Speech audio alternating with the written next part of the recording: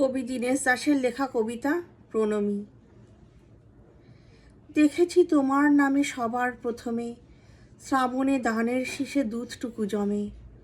তোমারই তো নামে বৈশাখী আখের খেতে যত মধু নামে। তবুও হাজার হাতে হাওয়া দেয় ডাক, কোথায় মাটির স্বপ্নে শিলীভূত 25শে বৈশাখ। কোথায় আকাশে বাজে সোনার শরৎ, 25শে বৈশাখী ভোর গোলে হয় গিনি সোনা রোদ। তুমি তো বনস্পতি, তোমার পায়েতে থরে থরে অজস্র শব্দের রং কৃষ্ণ চূড়ার মতো ঝরে। তুমি এক অবাক মৌচাক, কথাগুলি চারপাশে ঘোরে যেন গুনগুন সুর এক ঝাঁক।